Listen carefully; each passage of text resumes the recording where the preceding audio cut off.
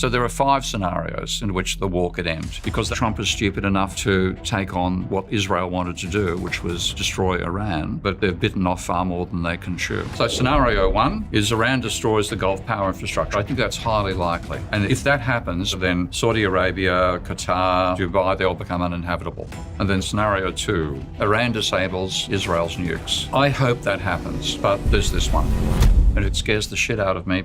Professor Steve, I have so many questions. What is going on? So this war is threatening everybody on the planet. And what Trump is doing at the moment is a pump and dump scheme. He's trying to drive up the oil price and exploiting it for his friends and for his own wealth in the process. So people are focusing upon the price of this. But the really important point is this is Strait of Hormuz. So oil, fertilizer, helium, all have to pass through the Strait of Hormuz. And Iran have blocked that gap. So they can say you do or do not pass, depending on what your country's attitude towards our country. And it's quite terrifying because 20 to 30% of our fertilizer comes through this point. But if this is not available, the globe has a famine. Do you think he will send ground troops in? Yes, I do, but I'd hate to be one of those troops because it's a suicide mission. They've got underground military units of weapons and troops, but we have no idea of the scale. Trump keeps saying that the war has been won. Yeah. What's going on there in your view? I think he's been fed propaganda to tell him that he's winning the war by his immediate advisors because you cannot tell a person like that they've made a mistake. We'll talk about that as well. But you've developed a bit of a reputation because you're very good at predicting things. So which of these 5 outcomes do you think is most probable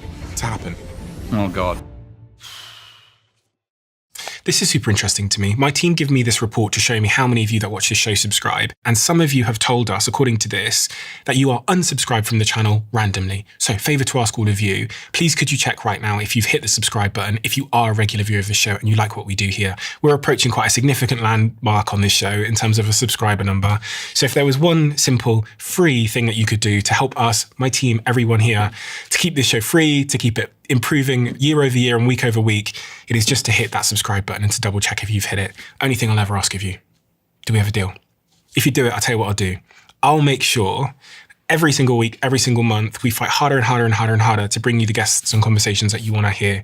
I've stayed true to that promise since the very beginning of the Diary of a CEO, and I will not let you down. Please help us. Really appreciate it. Let's get on with the show.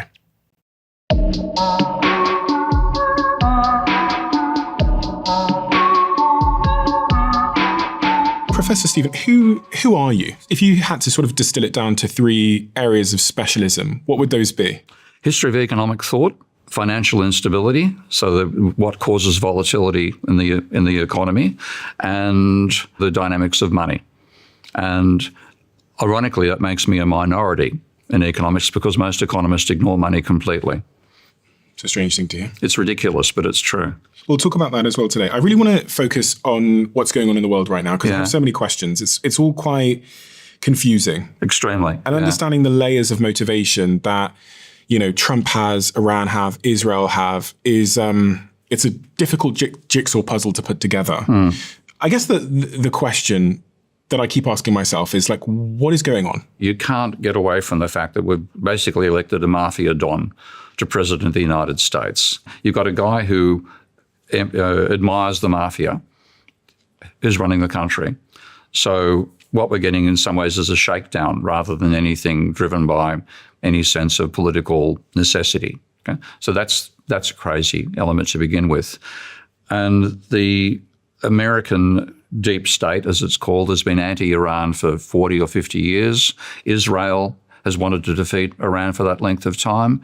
Trump is stupid enough, but also cunning enough, it's a combination of the two, to take on what Israel wanted to do, which was destroy Iran. They're now trying to do it, and they're finding that they've bitten off far more than they can chew. Trump is someone who cares a lot about people's opinions of him.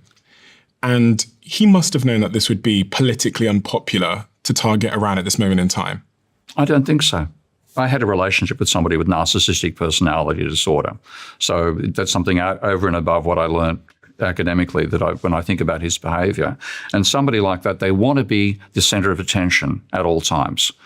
They can't stand it when somebody else is being spoken about. It's ridiculous, but it's a pathology. So he's interested in people's opinions so long as they're positive and they're about him. So are you saying that he attacked Iran and started this war in part because he wanted attention? That's always something with somebody who's got that disorder. Yeah. I mean, what do you think about his rationale? He's saying that he attacked Iran because they had nuclear weapons and there was an imminent threat. We still don't know whether Iran has nuclear weapons. Okay, we know that Israel has. If you're going to attack a country, you should attack Israel, not Iran. But you can't attack Israel, can you? I cannot make sense of what politicians all over the planet are doing these days. There's a huge gap between what politicians are saying about global politics and what people in the street are saying about it. So people on the street have seen the Gaza genocide. They've seen all the conflicts Israel has started there. And I think the general sentiment in most countries in the world today is anti-Israel because of the way it's treating the Palestinians. And that's what people are thinking about. The top echelons, like in this country, as you know, if I say free Palestine, I say that outside on the street, I can be arrested. It's crazy. There's a huge divorce between what people are thinking and what the politicians are saying. And I can't give any explanation for that divorce apart from believing that Israel has something over our political leaders. What do you mean? You think they have something over our political leaders? I think we know about the whole Epstein. The way that these Iranians refer to what's happening is they say they're fighting the Epstein class. And there's belief that there's something where Epstein has been working for the Israeli intelligence service and has blackmailed worthy material on a huge range of politicians. And that's the only way that I can explain the sort of things that politicians are supporting when their populace is angry about those same policies. So you get demonstrations here, Free Palestine demonstrations, 80-year-old female vicars being arrested for saying this sort of stuff. You go back 40 years ago, there was a belief in the public and a belief amongst the politicians that Israel had a right to exist and it was all pro-Israel. And now, after 40 years, the type of abuses that have happened in Palestine have hit individual, ordinary people's attitudes to Israel. So ordinary people are saying Israel's the aggressor, Israel's making the mistakes, but the politicians are all saying it's anti-Semitic to criticize Israel. If you had to give a one-sentence answer as to why this war started, because we sort of hypothesized a few things there, what would that one-sentence answer be? Again, this is trying to make sense of the senseless. I just think Israel wanted to destroy Iran. They thought they could do it, and they thought they had an American president who would help them do it. And they drastically underestimated how prepared Iran was for that conflict. Why would Israel want to destroy Iran? What's the context there? This goes back to religious elements. The Zionist state had the right to that whole region. And there's an expansionist element to Israel's behaviour for the last 40 years. And the major rival they saw themselves as having in that sense was Iran. They can invade Jordan, they could attack Lebanon, they could do all these things. Of course, the 67 war, they wiped out the invading Arabian armies in 6 days. They have this past history of being militarily dominant in the area, and they knew that Iran was too big for them to take on their own.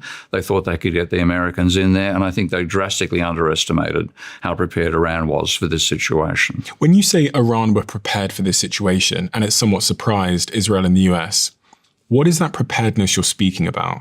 Well, it's for a start, the fact that Iran witnessed that there were decapitation attacks on other countries in the region going way, way back, not just the last 10 years, but the last 40 or 50 years. And decapitation attack. You take off the leader, you kill the leaders, and then the leaders killed, the army's in disarray, and you can come in and invade and take over. So getting rid of Saddam Hussein, that sort of thing. Wipe out Saddam Hussein's power base, and then the whole system collapses. That was the Iraq story. But the Iranians observed that, and they have broken their military into 31 divisions. There are 31 provinces, like 31 states in that sense, inside Iran. Their military is broken into those 31 units. They've got their own fail-safe system running in the background. They've got their own resources, their own missiles, production systems, all that sort of stuff. So you've got to take out the whole 31, and then they'd have that sub-area. So the only way you can beat the country is by literally bombing it back to the Stone Age. Which appears to be what they've been trying to do. trying to do, but the thing is, it's a huge country. I mean, look at the scale of Iran. The maps always distort how large. So that is larger. That's more than half the size of Western Europe.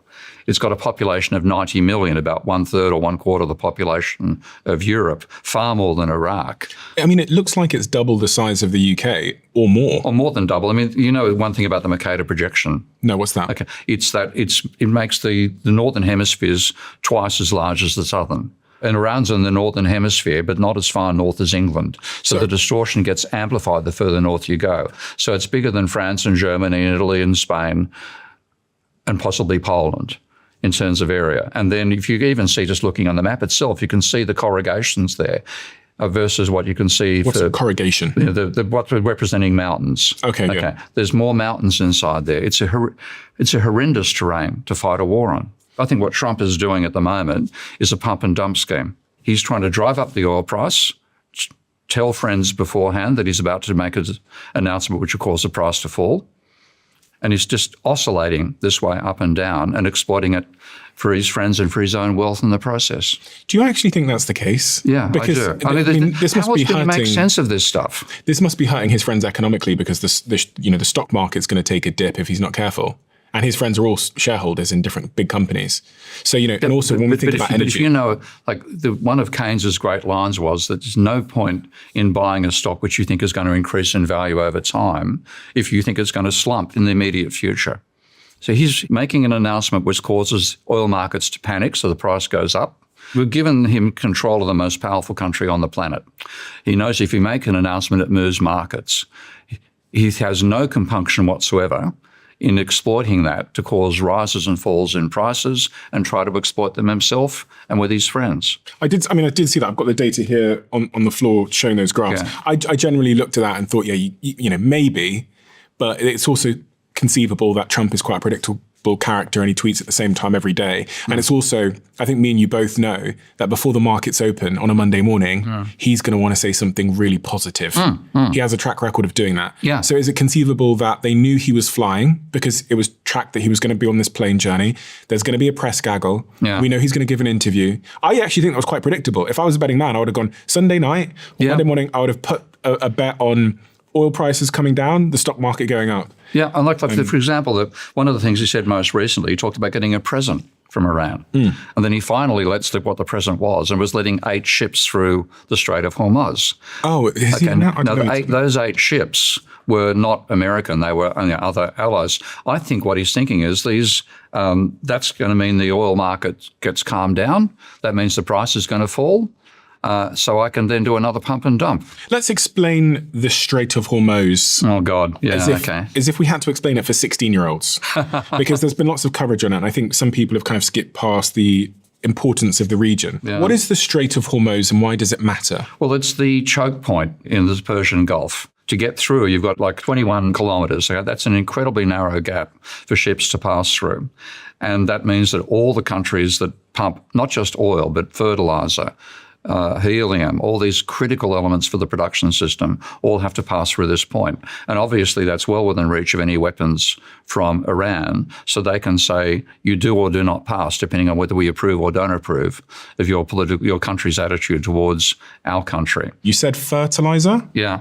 Oil and helium? Yeah, helium. Where are they coming from? They're mainly coming from, I think, mainly from the Saudi Arabian side. Okay. The Saudi Arabian, like Iran would have the same things, but Iran would keep those for themselves. But Saudi Arabia is the main source of gases and oils which are refined, and as byproducts, we get sulfur dioxide and we get helium. This is the helium? Yeah. Okay. That's, a couple of kilos of helium. But helium, it's an element which there's no substitute. So helium is inert.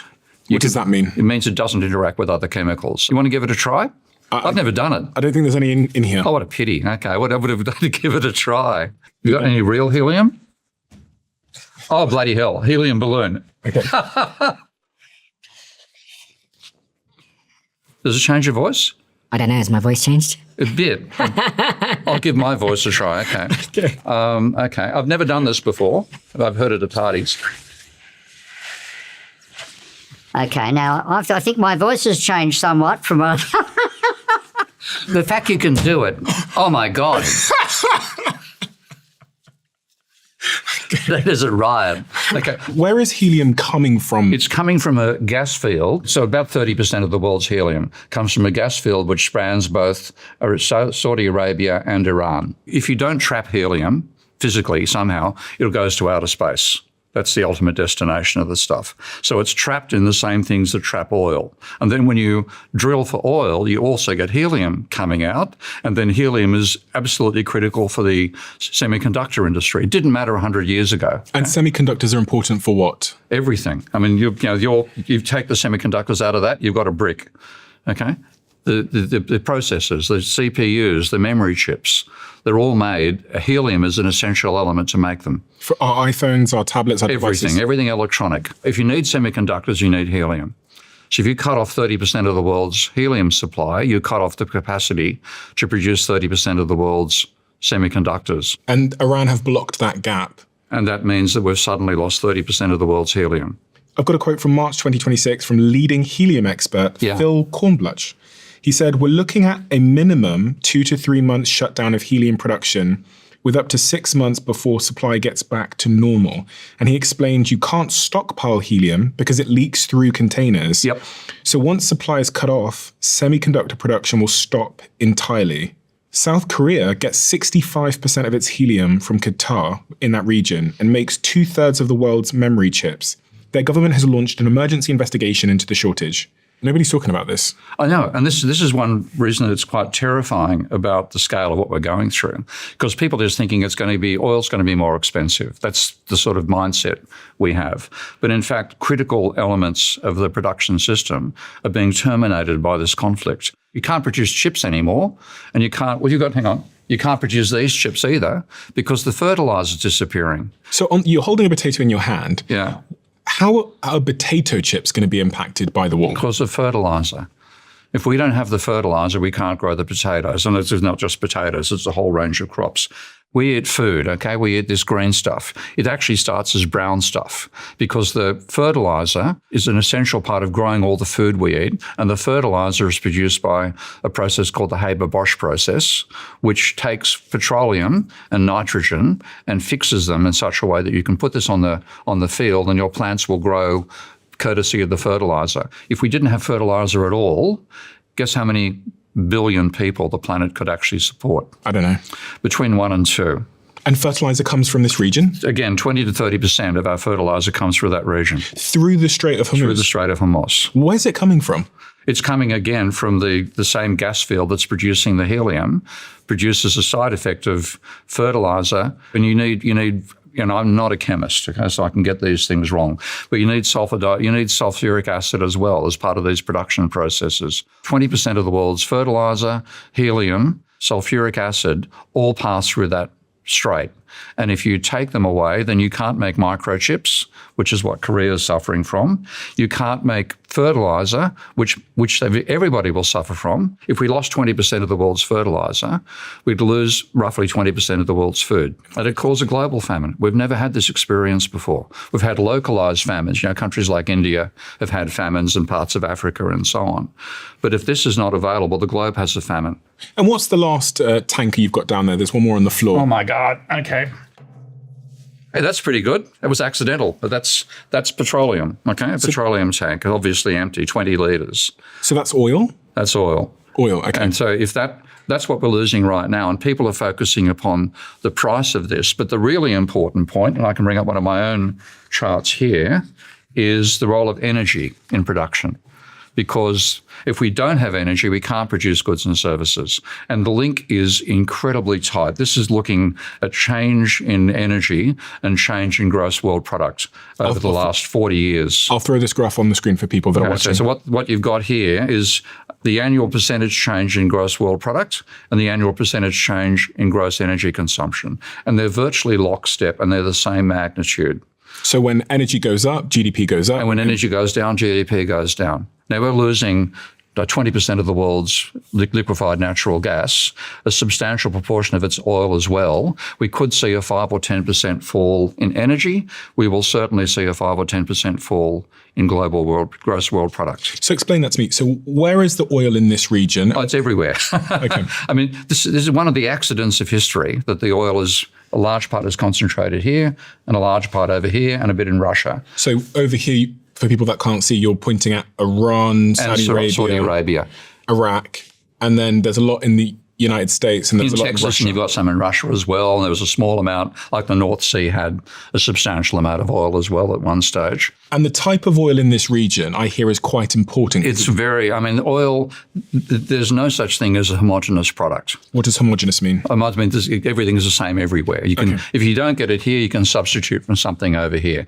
That's a myth that economists actually, unfortunately, believe. They basically persuade people to think that everything is homogeneous. In fact, oil from Venezuela is almost like tar. Oil from here flows like water comparatively. You need different processing systems to extract that oil than you need over here. If we lose this, we can't replace it with something from over here. So once that goes, then the production system of the planet is damaged. This has been the shocking thing for me as a citizen, has been the fact that a war with one country could decapitate 20 to 30% of global production. Of global production of oil. Yeah, and food. That's a vulnerability if I've ever heard one. I know, and this is like one reason I'm a critic of mainstream economics is they trivialize all this stuff. They don't teach their students how critical this is. So most people are like you, even people who've done a PhD in economics, even worse in that sense than other people. They don't understand how critical and how fragile our production systems are. So people can talk about a war in Iraq and think, oh, that's a war in Iran and that's going to cut off our oil supply. No, it's going to cut off your food supply. And for the average person listening now, what will they start to experience if this war doesn't immediately end? 2 or 3 months, India is going to run out of fertilizer. And so there'll be a famine in India. Food production on the planet could fall 10, 25%. And therefore, there simply won't be enough food for everyone on the planet. And then it's a question of who's going to starve. Now, you'd think the wealthy countries are going to be safe there. But like for Australia, my old home country, has about 30 days oil supply. When it runs out, it can't get food from the farm to the city anymore. So Australia is incredibly vulnerable. We're all far more vulnerable than we realise. And this war is threatening everybody on the planet. I got in an Uber yesterday and I was with a wonderful guy who was actually, weirdly, I sat into the Uber at 2 a.m. and I looked up on the screen and he was listening to the Diary of a CEO, and then he clocked me in the back of the car. So we had a great chat. Yeah. And he was saying to me, listen, this isn't actually my main job. It's my third job. I do this because of the cost of living. And it really stayed with me. He's doing 3 jobs to stay alive, yeah. 3 jobs, and he picked me up at 2 a.m. He's got a family. And he's working his butt off to keep the family alive. Yes. Yeah. And I'm going to say something which I probably, I don't say a lot, which came to mind, which is in the position I'm in now, I think it was a real reminder of my own personal privilege that I think is really important for someone like me that has an interview show, because you've got to be like intellectually honest with yourself, or just like honest with yourself generally, that like as someone in my position who has been fortunate enough to be able to make significant money, I can understand from having that conversation how detached I am from the world around you. Yes, so and that's like an uncomfortable thing to say. You're a very unique soul because I've read a bit of your history, of course, and you've had that terrible period where you were, unemployed and what the hell do I do? Shoplifting, food and stuff. And you were ambitious, but you were, okay. If you don't experience poverty, you don't know what it's like. Yeah, but even if you have. You can forget it. You can forget it. But you haven't yet. Well, this is why it's so important for me to have those conversations, because him saying I'm working 3 jobs and picking me up at 2 a.m. in his Uber, and him telling me he's doing that because of cost of living, because he needs to pay the bills, immediately made me think of ahead of this conversation today, like, oh my God, if the prices go up 20% for people. He's out. He can't work 24 hours a day. He can't work more hours in the day. And it was just one of those moments where you go, fucking hell, Steve, like, man, you need to stay close to the plight of people that are on the breadline. The breadline, yeah. Yeah, and so many people are these days. So many people are. In advanced countries, not just third world countries, but certainly like in America and the UK, there are huge numbers of people who are basically living from hand to mouth at the current system. So if we have a breakdown, they can't afford it. And in that situation, you can no longer use money as your way of deciding whether you can eat food or not. I wonder if politicians know this, because part of the reason I say this is because, Trump is a very wealthy man, multi-billionaire, reportedly. And if the prices go up 20% at the pump, he makes profit. I mean, he actually, when he said in favour of the rising oil price, we'll make a lot of money out of it. His immediate association, rising price of something that I'm indirectly selling, that's good. He doesn't say, what about people buying it? The people who buy it can no longer afford it. You've got some food there on the table, which shows how these conflicts and the pressure they put on some of these scarce resources can impact our ability to go and buy food. I think you've got 2 bowls of potatoes. Well, let's actually make it fairer right now. Let's get the actual distribution correct initially. So you are talking about someone who, in your situation, you've got that. Logan Uber's got this. And now you're taking away the oil price. That's going to make Trump better off. But he's down to the stage where, he's not too far from that happening. And that's what we've pushed ourselves into with this war. Do wars typically make inequality worse? Very good question. I think wars are created when inequality is bad. If you go back to the Great Depression and see what caused World War II, it was largely the collapse of the German economy when they repaid their debt, their private debt to America, or private government debt to America. That led to the rise of Hitler. Everybody thinks Hitler rose because of the Weimar inflation. That's what people normally think. In fact, when Hitler came to power in Germany, the rate of inflation was minus 10%. It was deflation. Prices were falling. Unemployment rose from very low to 25% of the population. In that situation, people supported Hitler. He revived the economy. I'm happy to talk about how he did that later. But inequality leads to people being willing to elect demagogues who say, we can save you. And then you get war coming out of it. What happened after World War II is politicians realised that people had been through the Great Depression, which was horrific, and they'd been through World War II, which was horrific. And in that period, people in America were talking about either a fascist world or a communist world. So the Americans realised they had to improve the living standards of the average American substantially to get away from that. And if you look at, in 1950s and 60s, that's what is called the golden age of capitalism. Because at that stage, you could be a single male supporting a wife and 4 kids and have a comfortable lifestyle at the time. That was where we started from. So the war itself led to a focus upon equality, a focus upon fairness and getting as much as you can to the poorest in society. And then we've forgotten that over the last 80 years. And we've now got back to massive inequality once more. So I think inequality causes wars. Wars in the aftermath make people focus on equality, not to allow that horror to happen once more. And then we forget and do the whole damn thing again. One of the surprising things I learned the other day was that the country that is estimated to have the biggest reserve of oil is Venezuela. Yep.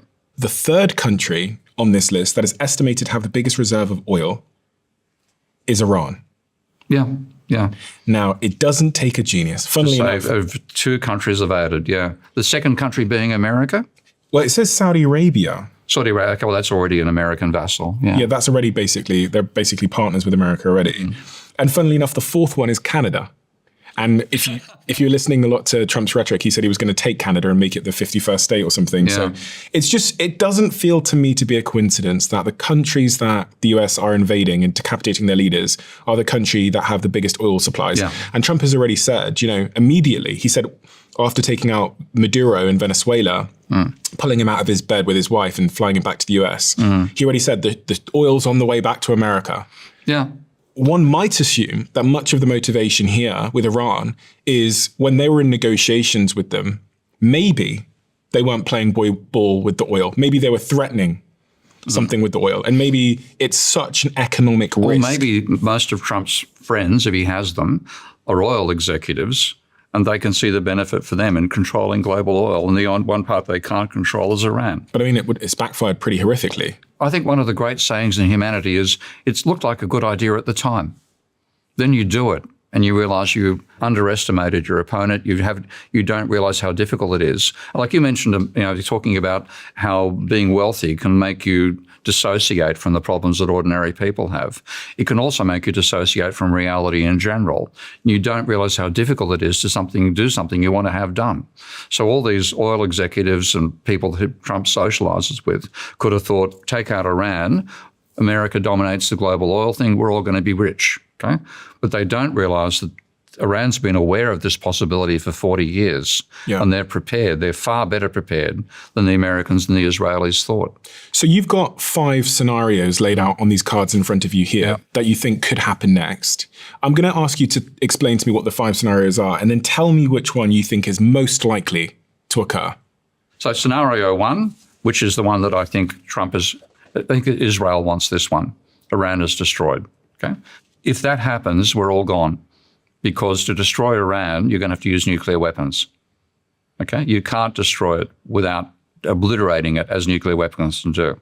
And that's the scariest. I don't think it's going to happen. My main hope here is that Iran realizes that possibility, and they've got a way to neutralize not America's nuclear weapons, but Israel's. You think it's a possibility? It's a possibility, and it's what scares the shit out of me, because if this happens, then we're all dead.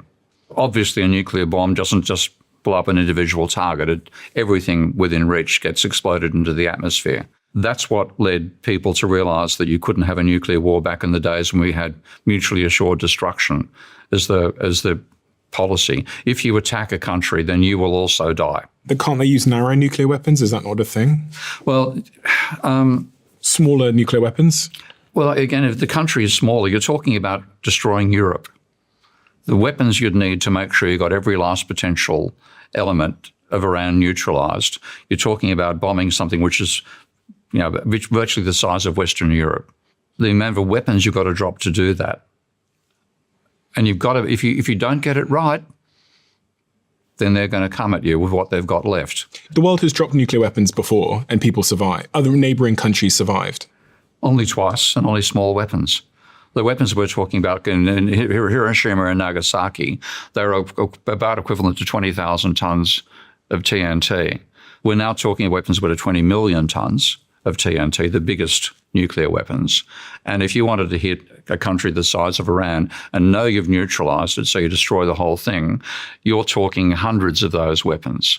If you had to give a percentage probability of that outcome occurring, would it be less than 1%? If we didn't have a madman in Washington, yes, it'd be less than 1%. If we didn't have madmen in Israel, less than 1%. I think probably 5%. 5% probability that... That's a possibility. I mean, again, this is trying to make sense of the senseless. Okay. But I'd put it at about less than 10%, but still scary as a possibility. If we end up there, we're all gone. I mean, I know very little about all these things, so that's the disclaimer. I'd say that I don't think Israel would intentionally wipe out the rest of the world or cause a nuclear winter, because that would obviously impact them as well. But I am quite scared of precedence setting. And what I mean by that is if we establish it being okay to drop nuclear weapons on people you don't like, the sort of domino effect of that for people in Ukraine and other parts of the world where there's conflict might then lead to mutually assured destruction. Yeah, it's the last possibility you want to have happen. The fact that it's even possible to contemplate it is a terrifying prospect. Let us hope. Yeah, so scenario 2 is Iran destroys the Gulf power infrastructure. I think that's highly likely. Iran destroys Gulf power infrastructure. What does that mean? What it means is that Iran, all the Gulf states have got their own power systems, mainly based on burning oil for obvious reasons. If you take out their power structure systems, then those countries become uninhabitable.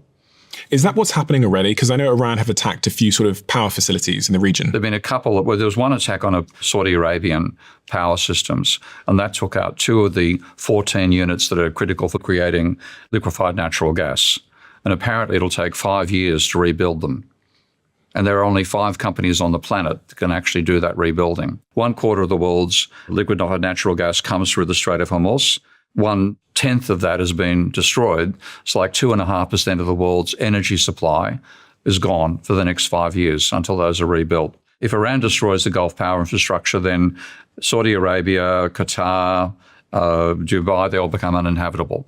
And we're seeing that happen in parts. I mean, it sounds like these attacks have slowed down a little bit, but it was interesting that Iran's strategy was to attack their neighboring sort of partners and specifically targeting a lot of their energy infrastructure. Yeah. Is that in part to apply pressure?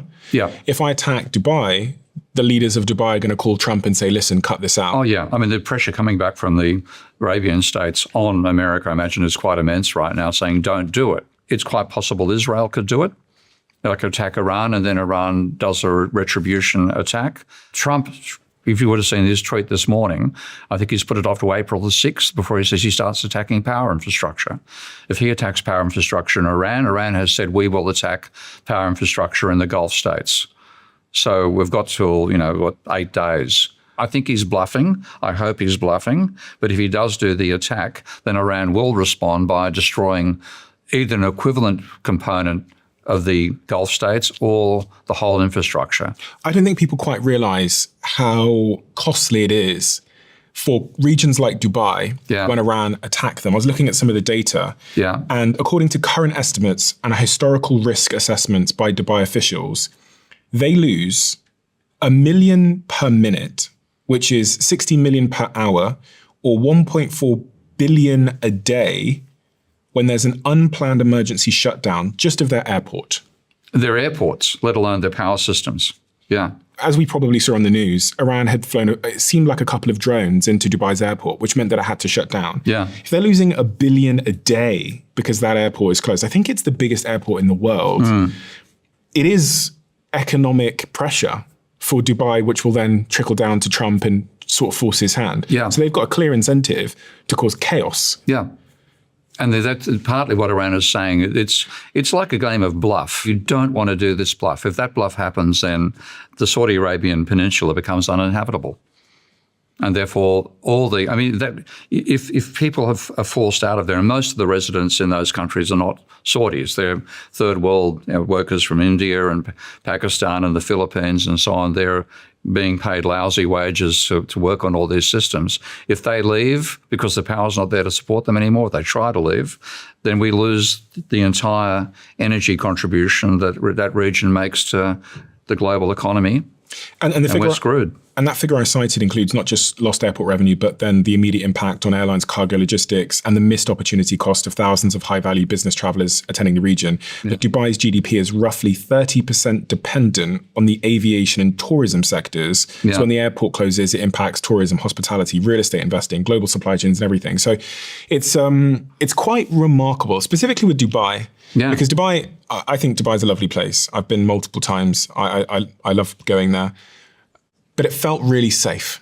And so a lot of people... No, it's not safe. Yeah. It's not safe. Yeah. Yeah, a lot of people had chosen to uproot their lives and move there. And you'd almost kind of forgotten you were in the Middle East to some degree. Yeah, yeah. But I think this is going to be a pretty traumatic reminder for a lot of people there. How fragile this area is. And that's the lesson we're learning. It's the fragility of the society we take for granted. So that was scenario number 2. Okay, scenario 3. That's the one that really scares me because that is the Samson doctrine. You know the story of Samson? Okay? No. Okay. Samson is an enormously strong individual who's strong because of his hair. And then he gets conned. This is an ancient story from the Bible. And the woman who's conned him shaves his hair so he's weakened. And then they put him in a temple where he's standing between 2 pillars and his hair is gone, he's bald, he can't do a thing. They forget the fact that his hair is starting to grow. His hair gets to the stage where he's now got his strength back. He pushes those pillars and the whole thing collapses and everybody dies. That's the Samson doctrine, and that involves Israel's nuclear weapons. If they realize that they are going to lose this war and it becomes existential for them, then one of the things they have claimed that they do is unleash destruction on the rest of the world, like Samson pushing the towers and the whole thing comes collapsing down. This is, going back to the situation with Iran and Israel, one of the things I was thinking a lot about from some commentary that I'd seen is Israel really have a motive to get rid of Iran because Iran have repeatedly threatened Israel. It's also because, Israel's trying to get rid of the Palestinians. And in that sense, Iran has been probably the major bulkhead supporting the Palestinians to say, let the Palestinians survive. let the Palestinian people continue existing. And the Israelis have been pushing and pushing and pushing the Palestinians out. It's a hornet's nest. We've provoked a hornet's nest. Iran is responding right now, I think, in a very judicious way. But if the Israelis realise they're facing an existential defeat, that scenario, it would again mean civilization potentially gets destroyed. And just looking at some of the things that Iran have said about Israel, historically, the supreme leader of Iran stated in 2015 that Israel would not see the next 25 years. Other officials said things like the end is near. And in March 2026, Iran's tone shifted from ideological to purely retaliatory, with the Speaker of the Iranian Parliament, Mohammed, stating that Iran has officially declared that it considers all Israel energy, water, and IT infrastructure legitimate targets for irreversible destruction, with zero restraint. If we think about this from a psychology perspective, you've got two neighbors. They're both either implying implicitly or explicitly that they want to wipe the other one out. Yeah. Trump is sort of this third party in the arrangement who's not in the region, so he might be a little bit safer. Those two parties that are against each other, one of them has nuclear weapons and the other appears to be trying to make one. The neighbor that is Israel, presumably, cannot let that happen. Because if it gets to a point where they both have nuclear weapons and they both want to wipe each other out, I actually think that the old days of mutually assured destruction were a more stable time than what we're in now. Because if you realise that if you attack, you also die, you don't attack. But what if you think of death as being a better thing than life? You have to have a society continuing after you die. If you're going to be a martyr, there has to be people who are going to mourn your death.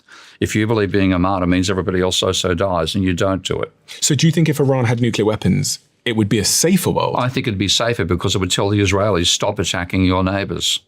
I sat with a few nuclear experts, and one of the things that was shocking that I learned is if the United States wanted to launch a nuclear weapon today, it is one person's decision. I heard that, and that's why Trump can actually just make that decision. He can make the decision on his own. He doesn't need to consult Congress or anybody else. He has someone who walks around with a briefcase that has the nuclear codes in. And at any moment, he can make the decisions. And when I think about the same in this region, actually, you don't need a whole state to decide that they don't like their neighbor. All you need is one supreme leader, or Netanyahu, to say, do you know what? I'm near the end of my life, and these people have really pissed me off. Yeah, that's right. And I thought there was at least some control. I saw that segment. With Annie Jacobson, I thought there was at least some control. He had to consult someone. But they had to have circumstances which justified not consulting someone. If he's got that right, then it comes down to what's the behaviour of the person who carries the nuclear football. Does he let Trump get hold of it? And there was another incident way back, I think in the 70s or 80s, that the Russian early warning system reported that there was a nuclear attack on the way to Russia, and there was one submarine commander or one element of a submarine command system, and they had to have 3 people in the submarine who agreed to launch an attack, and this particular person refused. Now, if that hadn't happened, if he'd agreed with the other 2, there would have been a nuclear war at that stage. And it wasn't real. It was a false alarm from the system. So even the Russian submarine had 3 people who had to make that decision. So we didn't have a nuclear war. Now we've got one maniac in this White House who could do it. I'll play Annie Jacobson's clip now where she talks about the idea of sole authority, which I think is an important thing for people to understand, because when we think about who we're electing to lead our nuclear capable countries, you have to think about who you want to give sole authority to. The United States president has sole presidential authority to launch a nuclear war. What does that mean? It's exactly like it sounds. What's so interesting is a lot of this stuff, this nomenclature that gets thrown at you, if you just break it down, it's sole, solo, presidential, he's the POTUS, authority. He doesn't have to ask anyone for permission. Not the SecDef, not the chairman of the Joint Chiefs of Staff, not the Congress. I love the worried look on your face in this moment, because it is, once you know that, you say, well, first you might Google, is it really true? And you will get, for example, on Reddit, like, that's not really true. You'll get like hundreds of thousands of people, coming in with their opinions about how that's not really true. Well, it is really true. It's absolutely true. And in fact, during the former President Trump administration, Congress became so sort of, I want to say motivated or alarmed by this issue, meaning they were being asked questions by the powers that be. Is this actually true that they released a report stating specifically, and I quote it in the book, yes, it is true. As commander-in-chief, the president has this sole authority. He doesn't need to ask anyone. So what is scenario 4 in your envelopes there? Iran disables Israel's nukes. Nobody can know, but I do believe that Iran has not developed nuclear weapons. So you're hoping Iran disables Israel's nuclear weapons? I am. I hope that happens because that takes out the nuclear option. Okay? We won't see nuclear war as a result of this if the only nuclear weapons that we know exist in the Middle East are destroyed. But if Iran starts disabling Israel's nukes and attacking Israel that effectively, there's going to be an even bigger problem. Well, not if we're talking conventional weapons. If it's conventional weapons and ground troops, then you don't end up with a nuclear winter and the death of everybody on the planet. Wait, so you're saying you hope Iran invades Israel and takes out their nuclear weapons? No, that's not necessarily invasion. It could be the missiles they've got left. Again, we don't know how capable their missiles are. The level of planning that Iran has done in this war, I had no idea of the fact they had those 31 regions, for example, until the war began. My specialty is economics, not global military politics. But once I learned that, I thought, they have really thought this through. They have war-gamed what happens if they get attacked by America. And they've war-gamed it comprehensively.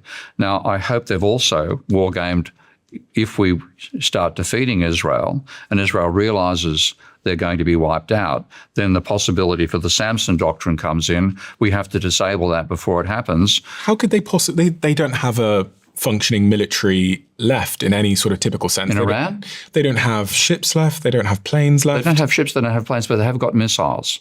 And we don't know how many missiles they've got. We don't know where the missiles are. Certainly the Americans would have some intelligence. I think the word's got to be used with inverted commas these days, but some intelligence over where they are located in Iran. But if you listen to the Iranians talking about it, they say they've got hundreds of these facilities buried hundreds of meters below the ground.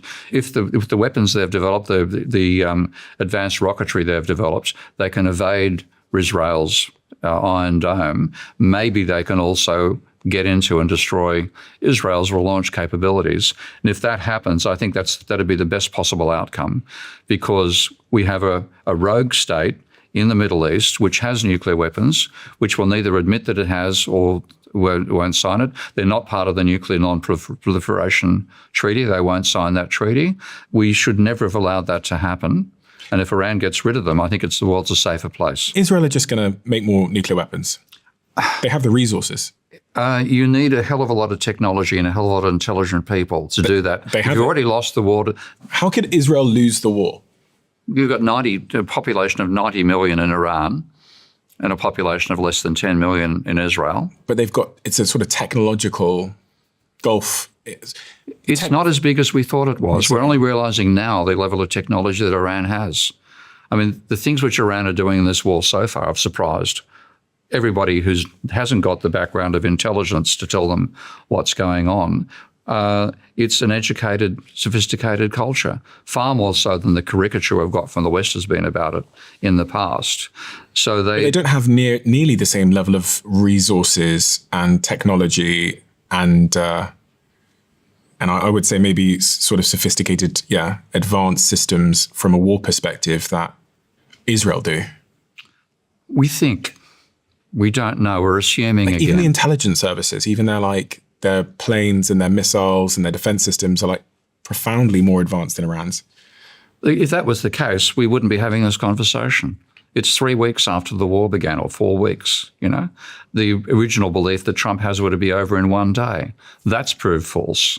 I think that's in part because of what you said, because they've prepared for decapitation. Yeah. If I was the supreme leader of Iran, that's the sort of approach I would have taken, which is you take me out and actually you've got a bigger problem because now you've got to negotiate with 41 or 31 different sort of sub-militaries.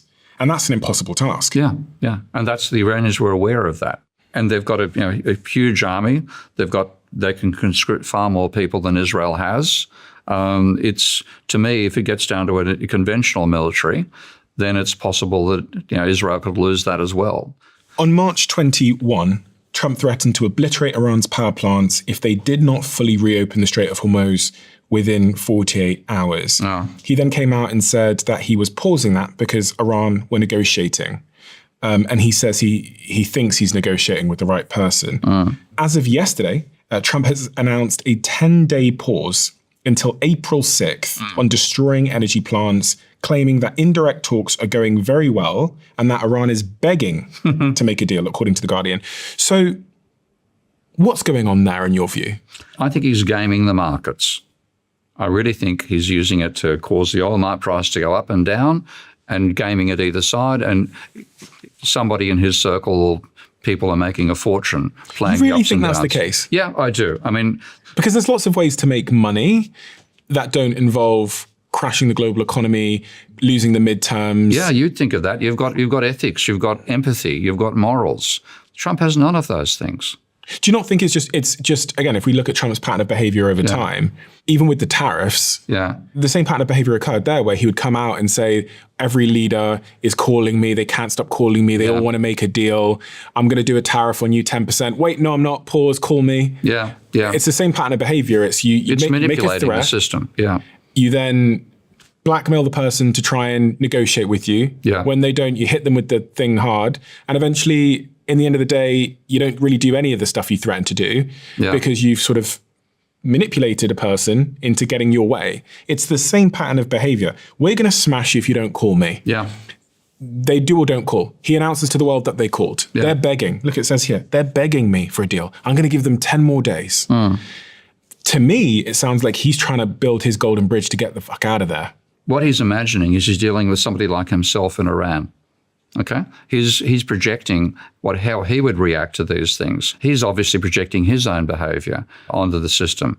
And it's projection rather than understanding. So if you decapitate, if you took out Trump, the theory of being, assassinated, yes, well, bargain, what do you want me to do? He thinks that works in Iran. It doesn't. You can look at his behavior and sort of understand what he wants. He wants to win this war.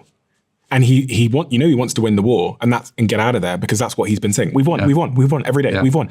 More missiles go in. We've won. So that's clearly what he wants to happen. Yeah. The problem is winning here doesn't seem like a straightforward thing. No, it's not going to happen. No pun intended with the Strait of Hormuz, but it really doesn't seem like a straightforward thing. Yeah. So it's my opinion now that they are a little bit stuck because if you leave now, you lose. Yeah.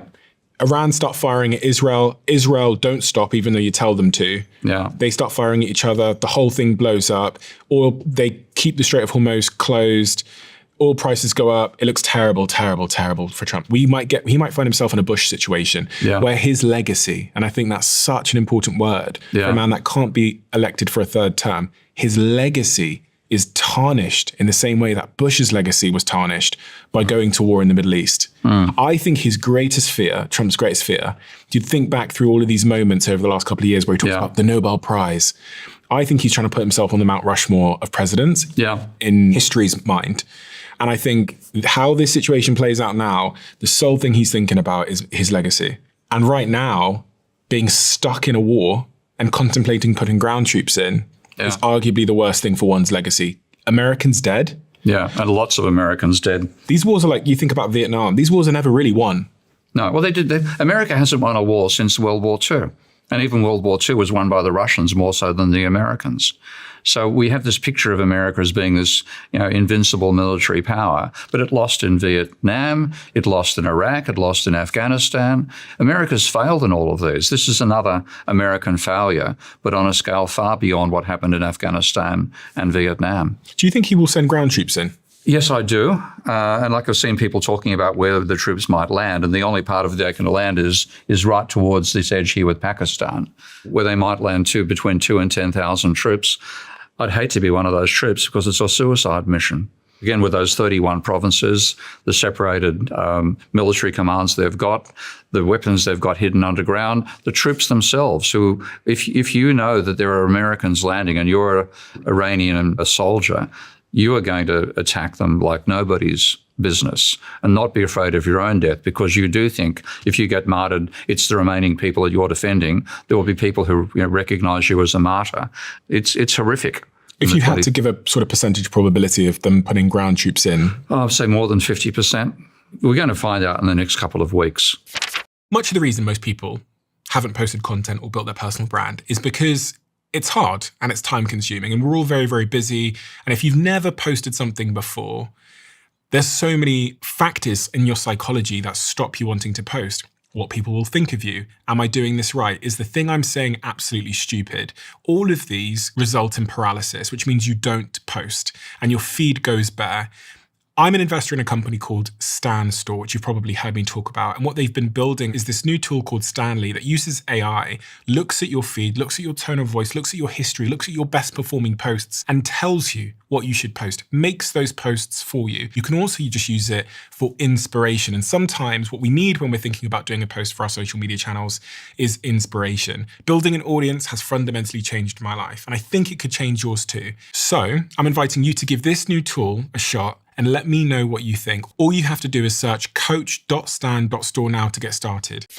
This company that I've just invested in is growing like crazy. I want to be the one to tell you about it because I think it's going to create such a huge productivity advantage for you. Whisperflow is an app that you can get on your computer and on your phone, on all your devices, and it allows you to speak to your technology. So instead of me writing out an email, I click one button on my phone and I can just speak the email into existence. And it uses AI to clean up what I was saying. And then when I'm done, I just hit this one button here and the whole email is written for me. And it's saving me so much time in a day because Whisper learns how I write. So on WhatsApp, it knows how I am, a little bit more casual. On email, a little bit more professional. And also, there's this really interesting thing they've just done. I can create little phrases to automatically do the work for me. I can just say Jack's LinkedIn, and it copies Jack's LinkedIn profile for me because it knows who Jack is in my life. This is saving me a huge amount of time. This company is growing like absolute crazy. And this is why I invested in the business and why they're now a sponsor of this show. And Whisperflow is frankly becoming the worst kept secret in business, productivity, and entrepreneurship. Check it out now at Whisperflow, spelled WISPRFLOW.ai/Stephen.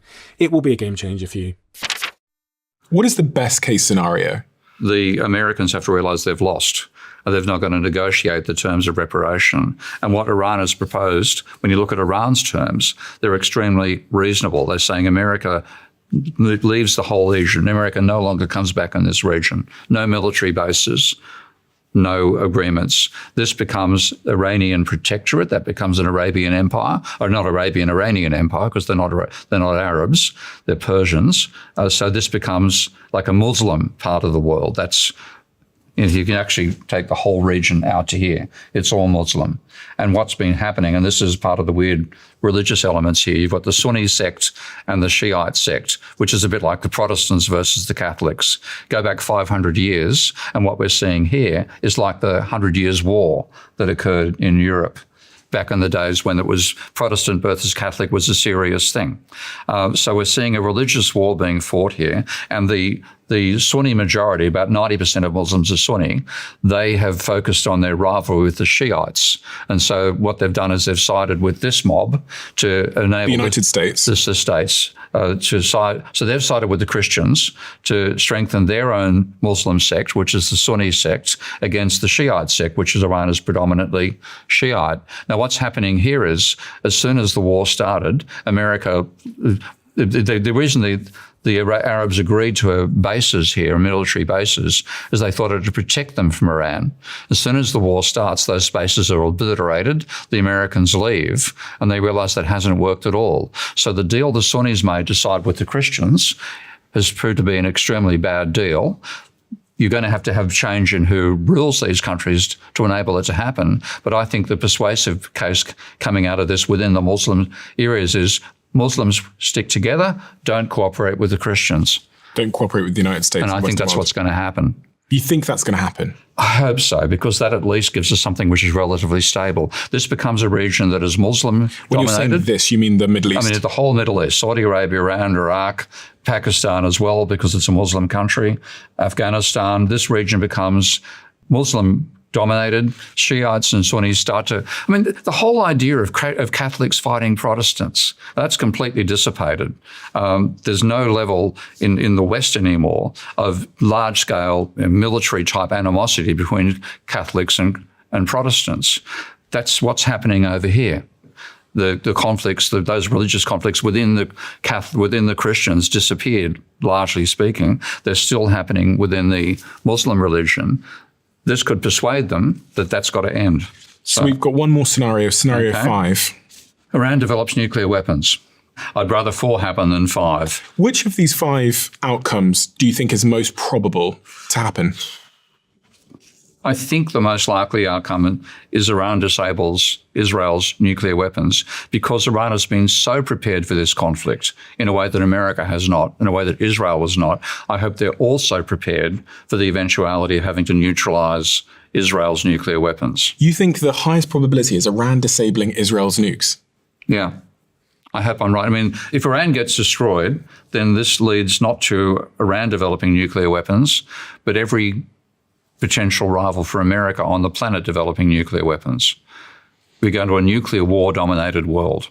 Do you not think it's more likely that Trump is going to find himself a golden bridge to get out of this situation? He's going to call Netanyahu in Israel and say, stand down, please.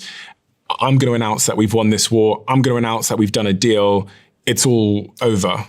Well, without doubt, whatever happens, Trump is going to say he won. Okay? That's, again, the narcissistic personality disorder thing. He simply couldn't bring himself to stand on a stage and say, I lost. I mean, think about the biggest insult that Trump ever made in his apprenticeship show. You're a loser. Okay? Being a loser is the absolute worst possible thing that anybody can be in his mind. If he has to say, I'm a loser, then his life is over in that sense. His self-image is over.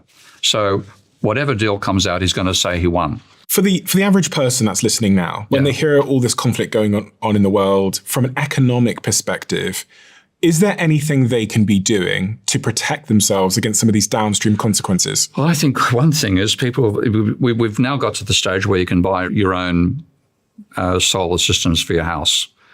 You need something which means you're not dependent upon oil anymore.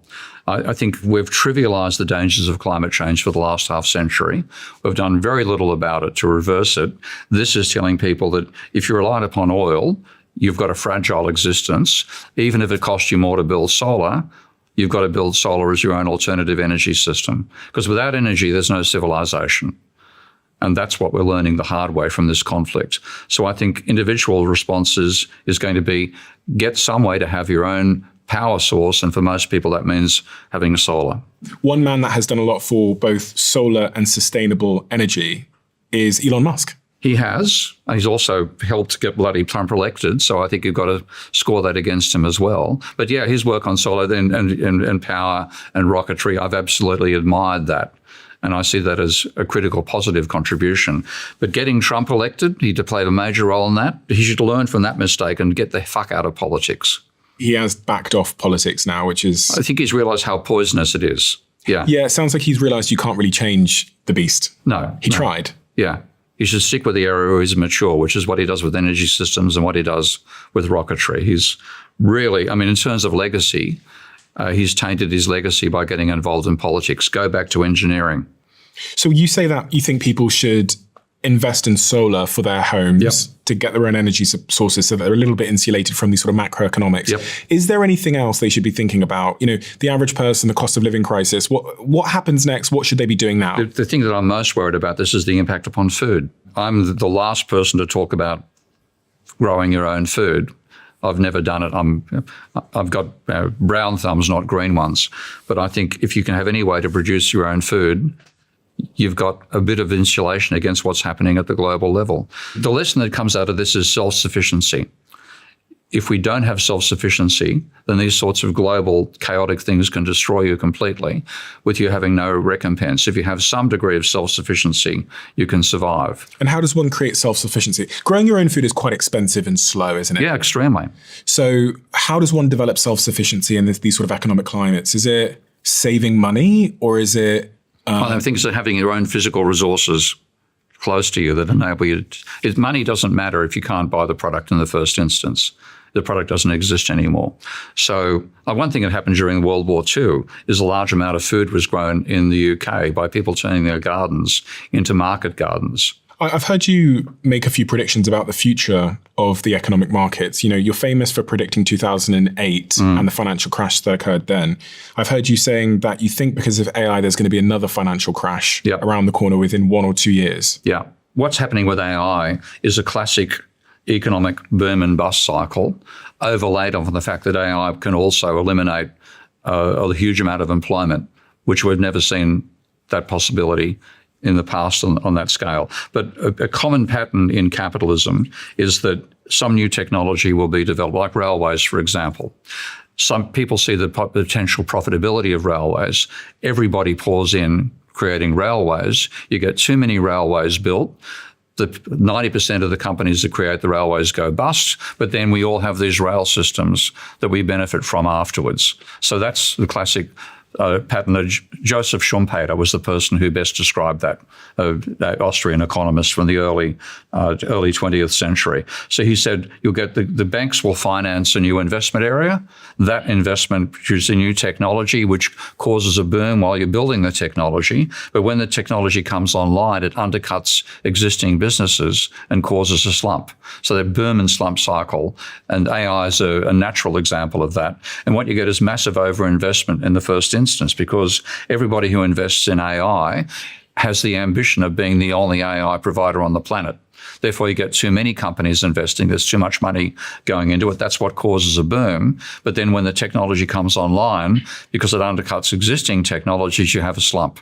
And when you look at the investment taking place at the moment, the big tech companies, Meta, Amazon, Microsoft, Alphabet, who own Google, Oracle, is on track to spend $720 billion on AI infrastructure in 2026 alone, which is less than 20% of the revenue that they're making. We are seeing a 5-to-1 ratio of money being spent versus money coming in, which is historically unsustainable. Yeah, and I think that's true. I think there has to be a slump coming out of this.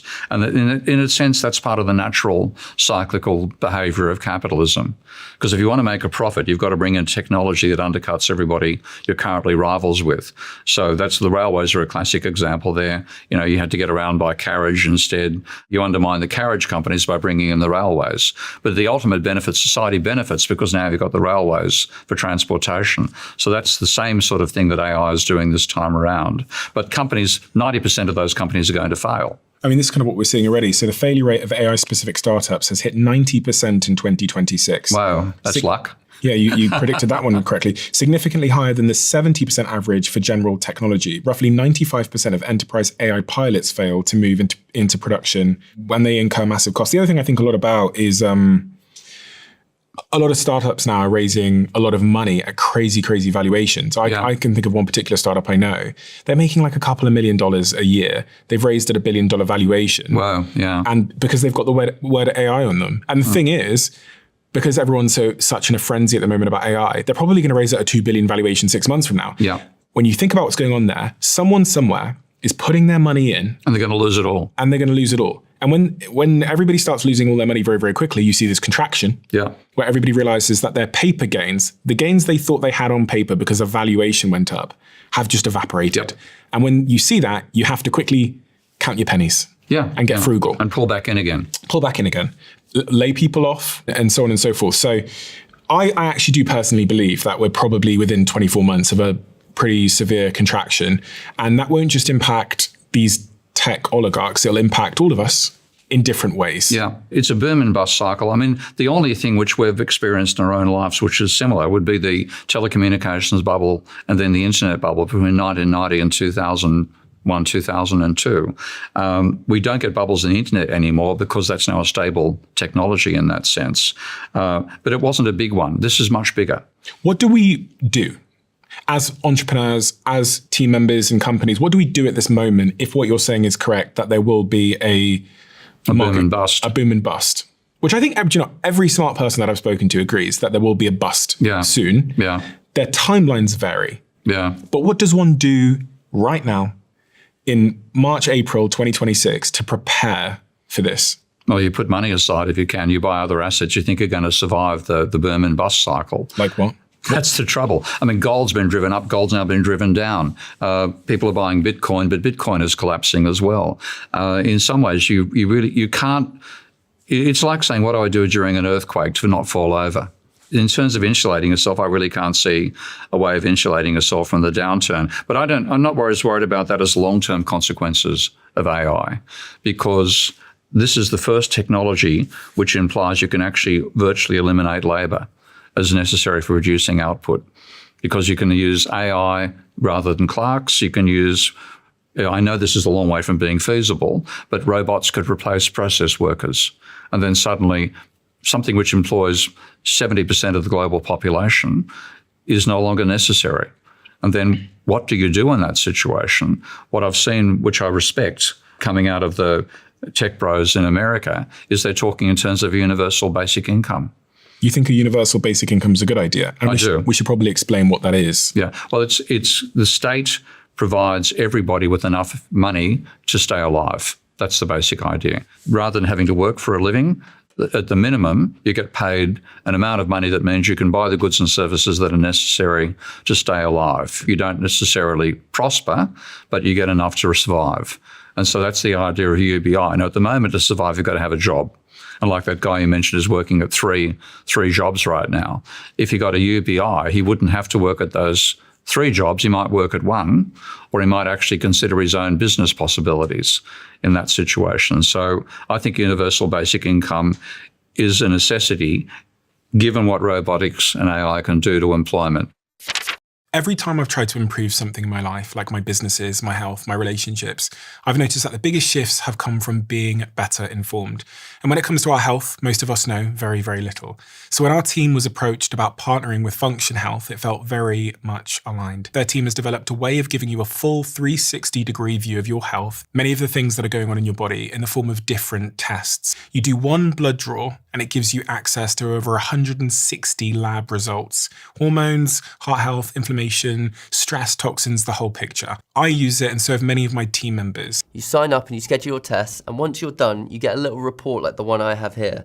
I can see my in-range results, my out-of-range results, and there's a little AI function too. So if I have any questions about my out-of-range results, I can just go in there and ask it any question I want. And these tests are backed by doctors and thousands of hours of research. It's $365 for a yearly membership. Go to functionhealth.com/DOAC and use the code DOAC25 for $25 off your membership. This is something that I've made for you. I realize that the Diary of a CEO audience are strivers, whether it's in business or health. We all have big goals that we want to accomplish. And one of the things I've learned is that when you aim at the big, big, big goal, it can feel incredibly psychologically uncomfortable because it's kind of like being stood at the foot of Mount Everest and looking upwards.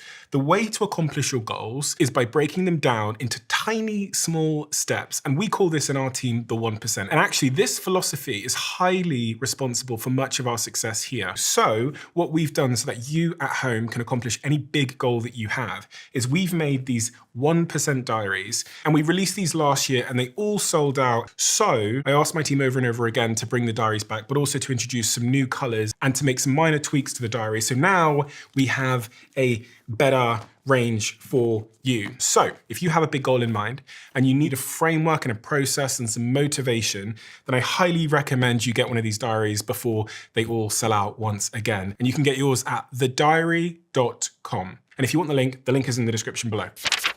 And you think up to 50% of working class jobs could be wiped out because of AI and robotics? Yeah. I mean, that's been a prediction from the leaders of some of the biggest companies in AI. I heard the leader of Anthropic recently say the same thing, that he thinks 50% of jobs could be wiped out.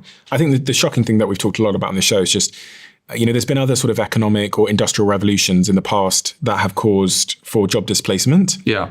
But none, I would argue, at this speed. No, and none that can replace virtually everything. And see, there's a classic story I read back when I was talking about the global financial crisis, came out of the New York Times article where they went to interview workers in an air conditioning factory. And there was one woman they found there whose job it was to place a thermocouple inside the air conditioning units as they went past. So there's 3,000 of these going past her a day. She's just placing one of these thermocouples where it needs to go inside the circuitry of the air conditioning unit. And she said, you don't have to love your job as long as it pays you money. That was totally boring job. That's all she's doing. The thing is, the reason she got that job was she couldn't make a machine to replace her because the air conditioning units don't necessarily end up precisely at the same point. To make a machine that would do that is really difficult. Now, if you train a robot on it, the robot perception can ultimately get to the point where the robot can place that piece inside there. That particular unskilled job disappears. So people who work in jobs like that no longer have a possibility of getting a job. I think even, Anthropic released a report. Anthropic are the makers of Claude. They released a report saying that entry-level positions, they're seeing a 13% decline already in people getting those entry-level jobs. And actually, as an employer, someone that spends literally all last night, I was looking through our recruitment inboxes at candidates and talent. I have noticed myself changing. I've noticed that people that I would have given roles to maybe 6 months ago, I now have to think long and hard about whether there's going to be technology that can do those exact roles instead. And it was a really shocking thing. I was saying to the team last night at like 1 a.m. in the office, I was like, this is a prime example of a candidate. I was looking at this particular candidate that 6 months ago, I would have bitten their hand off. But now I have to pause because my innovation team in the corner of the office, they're able to do that now with these AI agents instead. And so I am, you hear a lot about the theoretical impact of AI. But you're actually making the decision yourself. And then it's theory. It's this thing on my Twitter feed, like blah, blah, blah, whatever. You hear it on a podcast, you go blah, blah, blah, whatever. And then you find yourself actually behaving that way. Your behavior is changing and you're going, oh, it's very hard to know the types of people to hire into our company. And I've kind of almost segmented them into these two groups where you've got people that have very deep expertise. I'd say it's 3 groups. People that have very, very deep expertise on a particular thing. Like my CFO. Group number 2, I'd say, are people that are AI proficient. Who can actually handle this stuff and be the people who manage the agents. Yes, and they can redesign our workflows across every department in the company to be agentic. The word is about AI agents, that's kind of like the word used. So agentic workflows. And then the third group of people are people who have skills that are highly beneficial human to human and in real life. So like human to human salespeople that deal with relationships. And are very good at it. And are very good at it because there are still a certain type of sale where people want to meet the person, shake their hand and say, okay, you're responsible for this deal. We're still in a situation where people don't want agents to do that. Those are like the 3 groups. What I didn't say is young people who have just come out of university, maybe don't know anything about agents. They don't have the deep expertise yet. And when you look at the data, we'll throw some of the data up on the screen, it appears that these sort of entry-level white-collar jobs are the ones that are right now suffering. Some of these investment companies would hire like 300 or 400 analysts to look at companies and make decisions. That is one example of a role that's very at risk now. We've got an investment fund. We need 1 analyst, Molly. 6 months ago, we were interviewing more analysts. We now realize that we just need Molly and we need to give Molly AI. And she can set up, I think Molly said to me yesterday when I left the office at when she left the office at midnight, she's now set up 3 agents, these AI agents, as her team. Well, those would have been 3 people. Well, I saw a demo of that. Like I've developed a software package called Ravel, which I've got 1 programmer for. And I teach an online course as well, and I give Ravel as part of that online course. And one of the members of the course said he's using an AI to build Ravel models. And he's also using an AI to write the code behind Ravel. And he gave a demo of this a couple of days ago. And I watched it happen on the screen as he built a model, a simulation system. And it was messy on one stage, but it produced the correct mathematics. So he's showing you can actually, he's trying to tell me that we should get my main programmer to learn to drive agents to do the whole thing. Now, my main programmer has said, look, there's things that I can do that an AI cannot do. He's one of your highly gifted people. And he said it wouldn't be worth my while to have me telling an AI what to do because what I lose in terms of my own initiative, I just sort of balance out. It's really okay. But he hires a junior programmer. Then the junior programmer would be one who's trained to drive the AI. I do think programmers are fine. Actually, there were some stats that I saw the other day that showed there's been this huge demand and people trying to hire programmers. It's interesting because you hear stats from Spotify. Spotify saying, we haven't written a human line of code since December. And I'm very good friends with the guys at Spotify. I was actually with the CEO the other day, a couple of weeks ago in Austin. And you hear that, and I did check that with them. That's true. So you assume that means we don't need programmers anymore. But if you think about like Jevons paradox, when something becomes Gemmen's paradox is the old analogy. It's cheaper, you use more of it. Yeah. So like when coal became cheaper, people were worried that maybe the coal industry was out of business or trains, whatever. But actually what ended up happening is people just drove more trains and they used them for other things like transport. Yeah. And the same applies, I think, for AI. When creating technology becomes easier, every company starts using more technology. So media companies, lawyers, you name the company, executive assistants, they all become coders. And actually the demand for really anyone who knows how to code or program, we're seeing it, it's exploding. Yeah. But I just think the job disruption in the near term for most people is going to be pretty... Yeah. I mean, there's ways in which AI and robotics should be welcomed because it means the possibility exists, and it's only a possibility, that we can no longer have to be exploited to get an income. Because if you look at the Marxist attitude towards capitalism as capitalists exploit the workers. Okay? The real world is we've been exploiting energy mutually. Both labor and capital exploits energy. We could have a future where we don't have to work for a living, and therefore you could do what you want to do for a living. That's the Star Trek future. That's the possibility that it promises. But at the same time, it could actually eliminate the jobs that people currently rely upon. And what I fear is we have two possibilities. We have a future where, Star Trek type future, where you have replicators that make the goods we consume and we all live an energy abundant life, or the Hunger Games, where there's one little elite that has all the robots and lives extremely well, and we tolerate and oppress the vast majority, and they end up, Hunger Game entertainment. Those are the two possibilities we face. I do think the cost of goods and services will come down, which is great. Yeah. I think robotics, if Elon is right, and I often say with Elon, like, his timelines are not always accurate, but he does tend to deliver magic. He ultimately delivers, but he always overpromises and delivers later than he plans. And if he's right about when he says there's going to be more humanoid robots, his Optimus robots, than humans, and he says also in his predictions that there's going to be no need to study to be a surgeon because the robots are going to be so much more advanced and better than any living surgeon, that would imply that surgery and other sort of medical diagnoses and procedures are going to be incredibly cheap, incredibly quick. Great. How do you pay for them? That's the next question. Yeah. So, how do you pay for them? And do people want to, it's also the physical requirements. I mean, the amount of copper inside a robot, you're talking, several kilos per robot.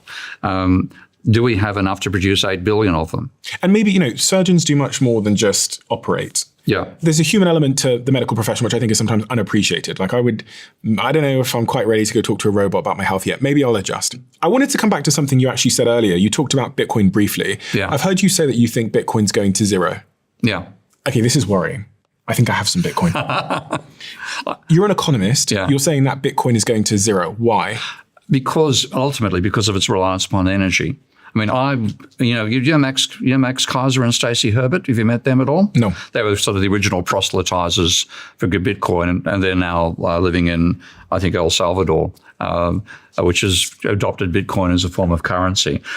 When they told me about Bitcoin, I could have bought it for £1 of Bitcoin, which would have been, I would have been maybe wealthier than you if I'd done that. The reason I didn't was they explained that the way that the public ledger is kept safe is that it takes too much energy to break it.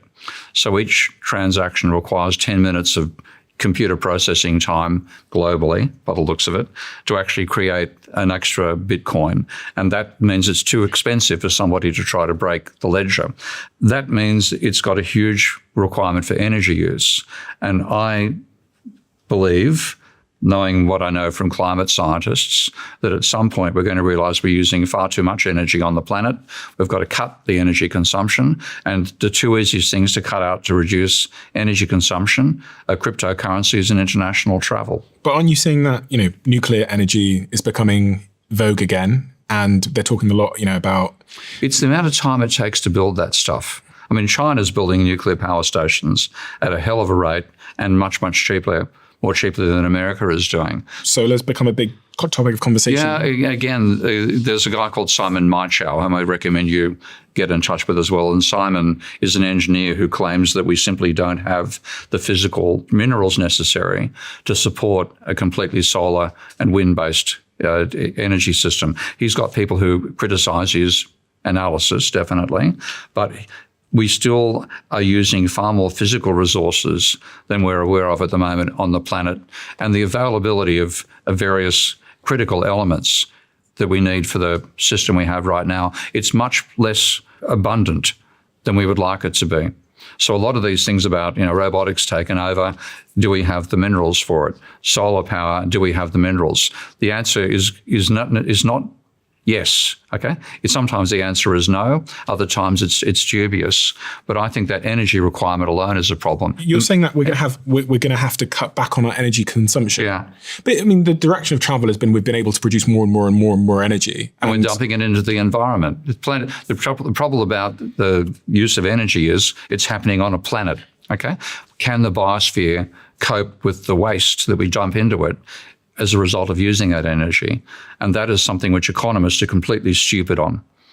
Beyond stupid. They've trivialized the dangers of the amount of resources we use and the amount of energy we use. So I don't think that energy future is possible on this biosphere at the moment. It's possible in the future if we get off the biosphere. So in that sense, I'm even more of a space cadet than Elon Musk is. I think we have to plan to take production off planet. But while we're constrained on the biosphere's constraints will stop us using as much energy as we wish to use. What are your closing statements on this whole situation with the war and Iran and everything that's going on from a geopolitical perspective? The basic thing is our system is far more fragile than we've convinced ourselves that it is. And we can make observations about potential futures which presume a robustness we don't have. And if that robustness is destroyed, either by military conflict or by overextending what we put into the biosphere, then we can fall off what's called the Seneca Cliff. We can go from an abundant future to a collapse. And what would you say the people at home should be doing to course correct the path that you think we're on? Stop electing fools. Electing Trump was an enormous mistake. We've got politicians who follow what's called neoliberal political philosophies. They're what put us in this problem. It hasn't worked. We need to reverse back to having a human-oriented and physically realistic view of how the economy should be managed and how the biosphere should be managed. We have to take care of our home. And in an essential sense, we're destroying our home and thinking we can keep on doing that indefinitely. We can't. Our home is planet Earth. Planet Earth has got physical restraints. We haven't respected them. Planet Earth will tell us what it thinks of that this century. And which leaders do you think we should be electing? Do you think we should be electing? I think even electing leaders itself is a mistake, because what we then do is end up getting, we pander to narcissists. We pander to people who believe they can solve all our problems. We end up with megalomaniacs making decisions. If you look back at where Athenian democracy came from, Athenian democracy didn't use elections. It used a process of random number generators to select intelligent people to fulfill essential roles in those societies. And they weren't even people you got to know by name in that sense. We know Trump here, we know Starmer here, we have Albanese over here. We end up getting narcissists and megalomaniacs directing us, and they're the last people you need to make decisions. When you're thinking about your own money, as an economist, what are you doing to protect your savings? I'm not doing much. I mean, I've been a crusader for reforming economic theory for my whole life. I've sort of neglected this side of things, to my detriment, I've got to say. But I really am focused on what's sustainable for everybody rather than what I can make as my own cut.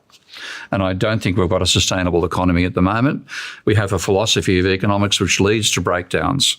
I'm asking that because I've got so many friends and listeners that ask me often, like, should I be buying a house right now? Do you think I should be investing in gold? Do you think I should be saving my money?